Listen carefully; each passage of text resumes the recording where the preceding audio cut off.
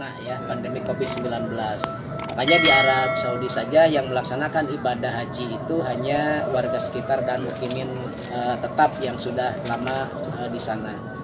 Makanya di dalam hadis Rasulullah SAW, amalan yang paling afdol ya, ini ada sahabat yang bertanya, ya Rasulullah, amalan apa yang paling afdol? Beliau menjawab, beriman kepada Allah, kepada Rasulnya. Dan ada yang bertanya lagi, kemudian apa lagi ya Rasul? Beliau menjawab, jihad di jalan Allah. Ada yang bertanya kembali, kemudian apa lagi? Haji mabrur ya, haji mabrur. Jawab Rasulullah SAW ini bisa dilihat di dalam hadis Imam Bukhari. Makanya kalau melaksanakan ibadah haji, apalagi hajinya mabrur, balasannya tidak lain adalah surga. Al hajjul mabrur laisa lahu jazaa'un ilal jannah. Haji mabrur pahalanya tiada lain adalah surga. Bahkan kalau kita lihat Mas sekarang ini 10 Zulhijjah itu jatuh pada hari Jumat ya. Berarti para ulama itu istilahnya disebut haji akbar. Ya. Disebut haji akbar. Nah, begitupun ibadah umroh ya, ibadah umroh yang dijelaskan bisa menghapus kefakiran dan dosa. Nah, ini keterangannya, ikutkanlah umroh kepada haji karena keduanya menghilangkan kemiskinan dan dosa-dosa sebagaimana pembakaran menghilangkan karat pada besi, emas dan perak.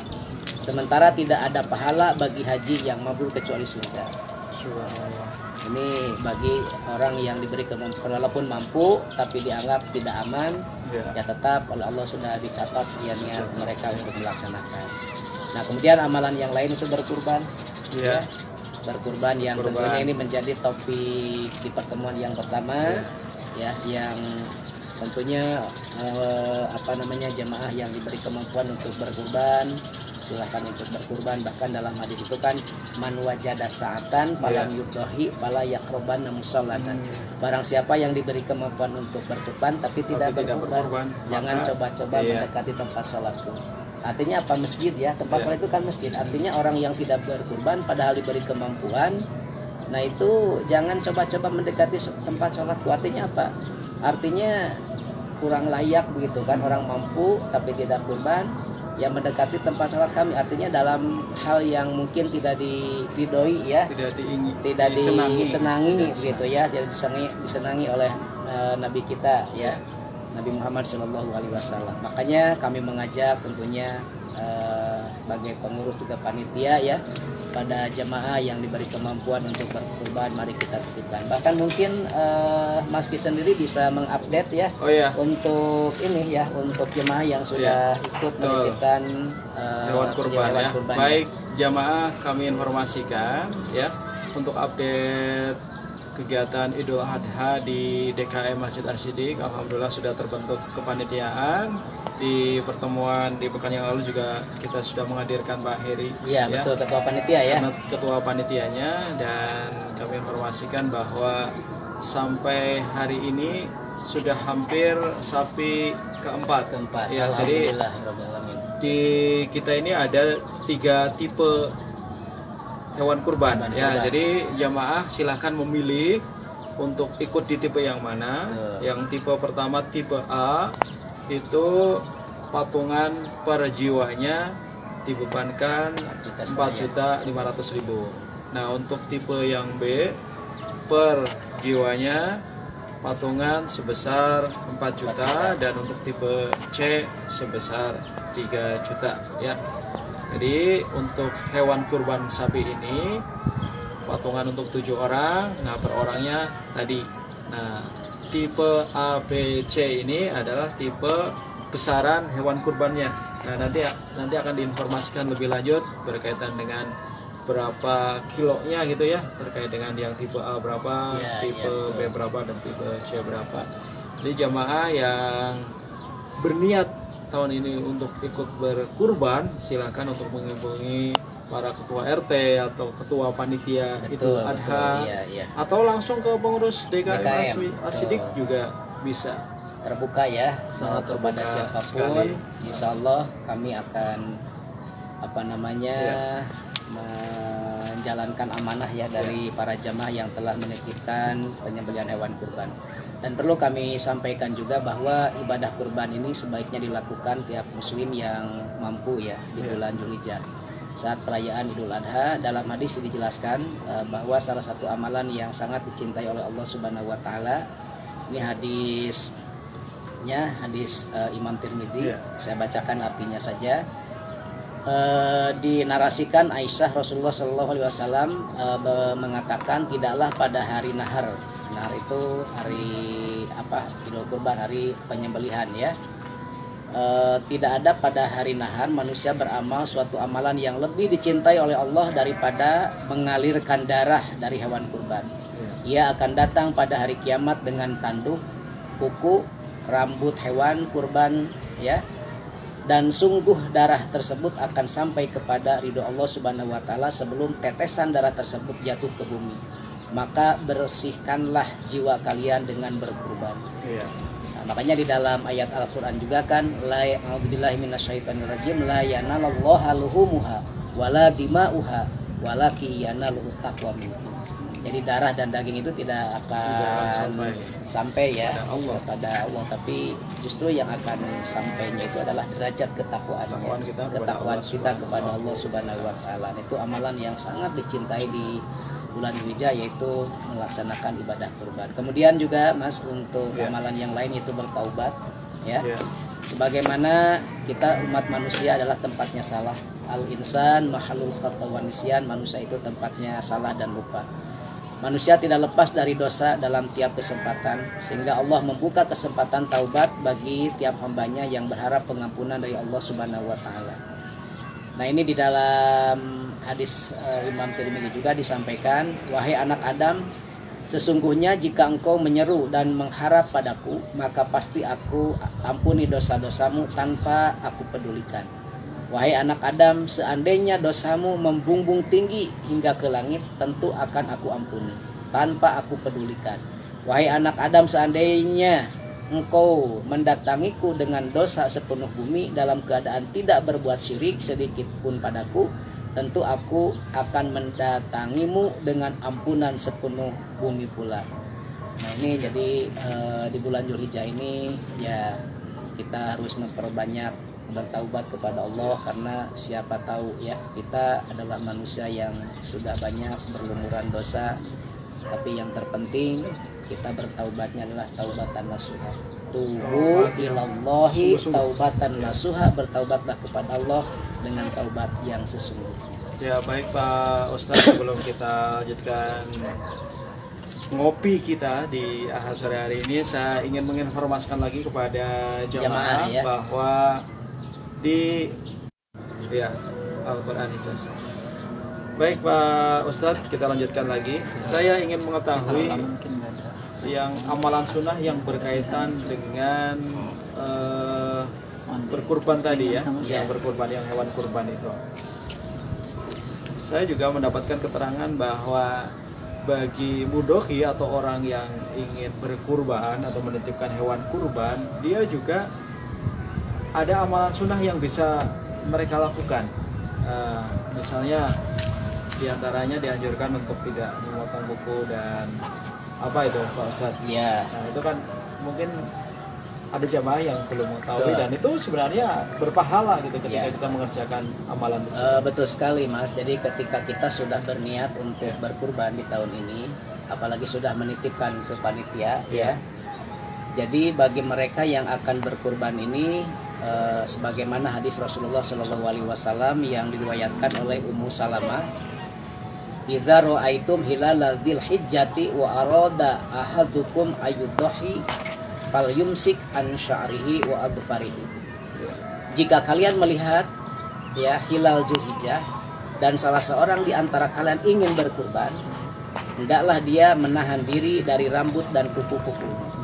Nah, jadi bagi mereka yang akan berniat berkurban, sudah masuk bulan Dzulhijjah dan niat untuk berkurban, maka ya ada larangan ya, ada larangan kalau melihat dari hadis ini, yaitu tidak boleh memotong kuku dan tidak memotong rambut ya. Dari sejak kapan itu? Dari sejak masuk Dzulhijjah dia sudah berniat untuk berkurban. Sampai kapan? Ya. Jadi hilal Dzulhijjah. Jadi hilal Dzulhijjah begitu masuk bulan Dzulhijjah. Makanya kalau tidak salah nanti Kementerian Agama itu akan melaksanakan isbat bulan Dzulhijjah itu kalau tidak salah tanggal 21 Juli ya. Kalau tidak salah yang saya baca gitu ya.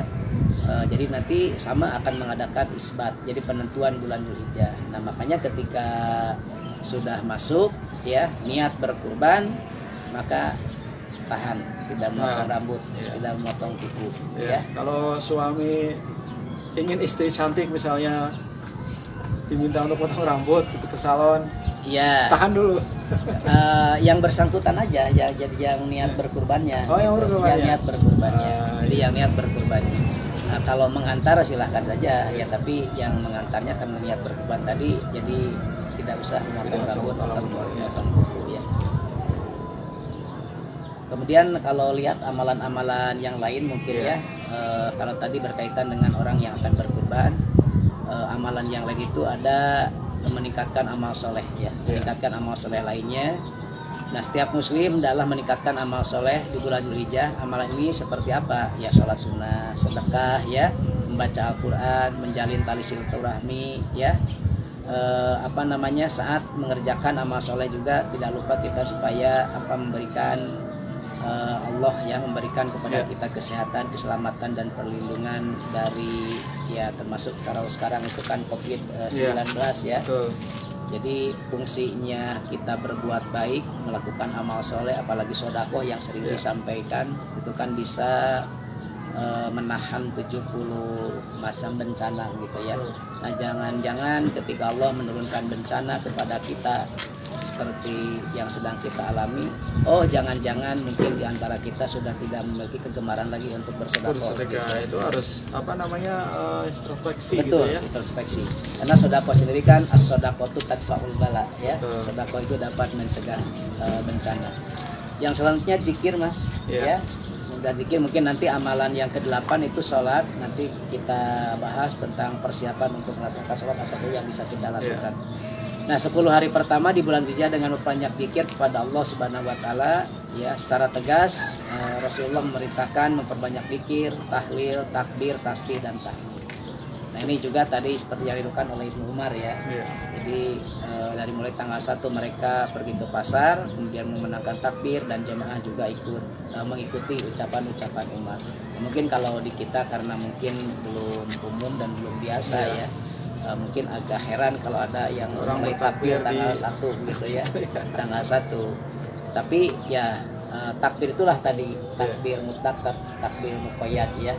Itu bisa nanti kita baca lagi pengertian kedua takbir ini, kapan, apakah takbir yang biasa kita lakukan pada sholat masuk ke mana, yang kita lakukan takbir seperti di malam 10 bulan Dzulhijjah nanti juga masuk ke mana takbir. Tapi ini paling tidak kita banyak takbir, tahmid dan tahlil ya setelah pada sholat ya, pada sholat. Nah, dan yang terakhir yaitu melaksanakan sholat ya.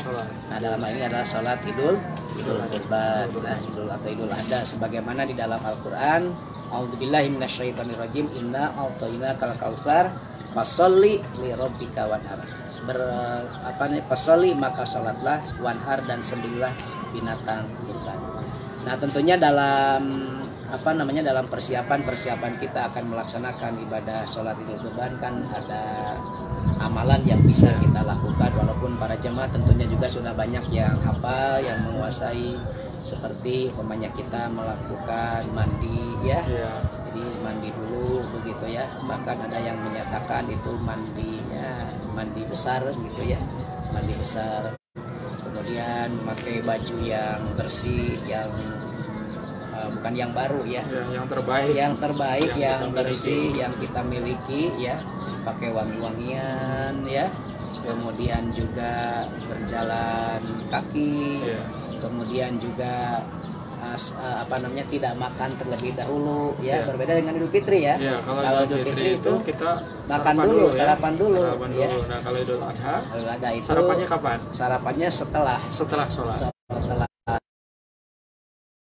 Jadi kalau 2 tahun atau setahun yang lalu kita melakukan sholat Idul Adha kemudian diajak ke salah seorang jamaah kita untuk sarapan pagi, dan kalau tahun ini ada yang mau ngajak sarapan pagi setelah sholat luar biasa pahalanya, termasuk amal soleh termasuk amal soleh ya. Makanya banyak sekali lah amalan-amalan yang bisa kita lakukan, tapi tentunya tadi ya kita mengadakan takbir ya, kemudian memasuki paginya, karena kalau sholat itu bagikan karena persiapan untuk penyembelihan ya.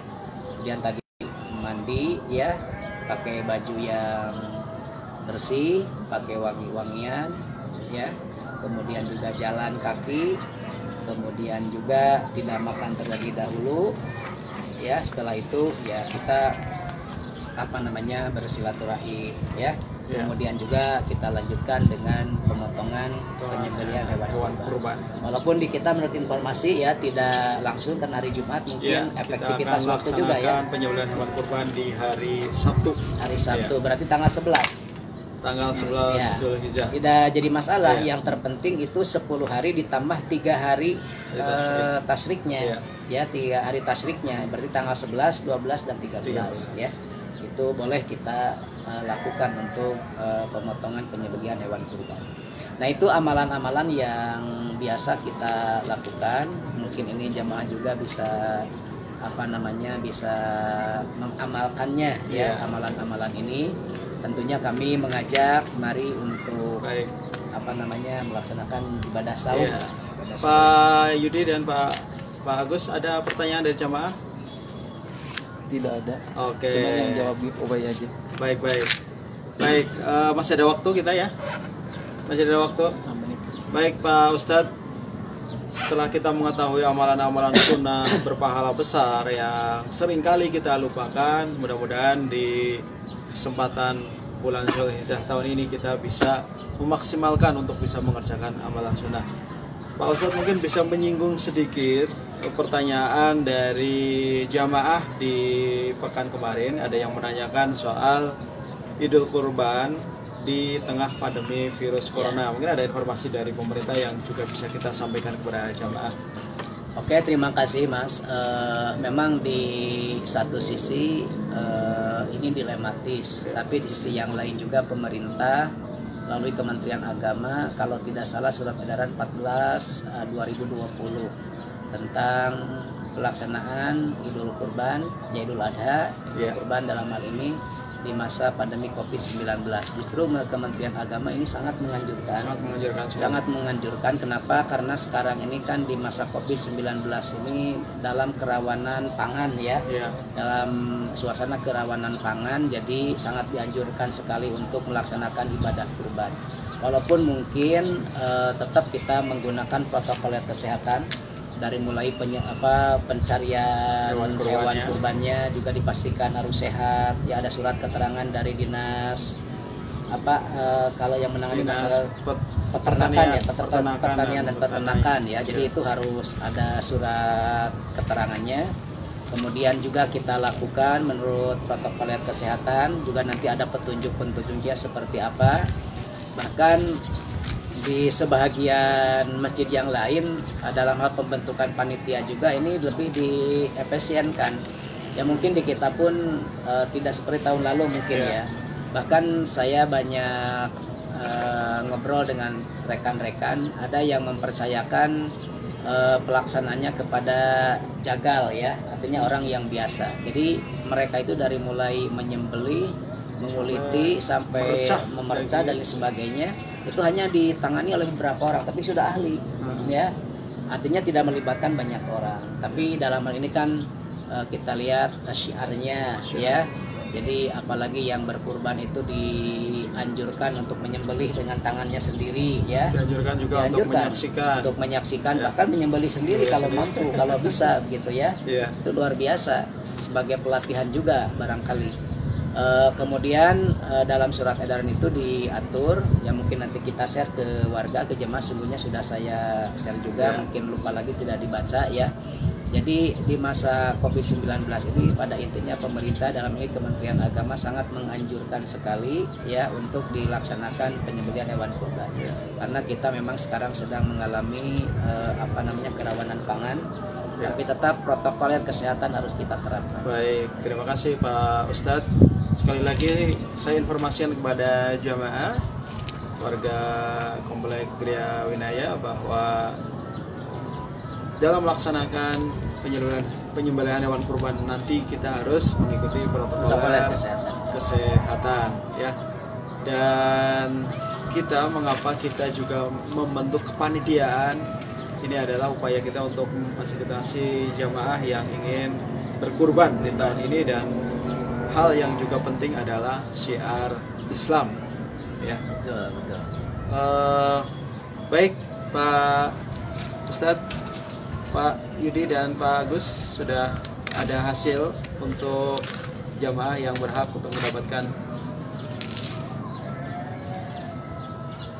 Baik jamaah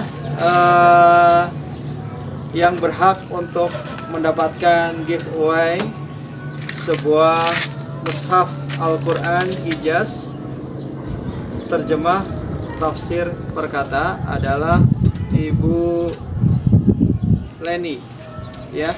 Ini adalah warga kita. Insya Allah nanti oleh tim dakwah digital ini akan diantarkan kepada Ibu Leni.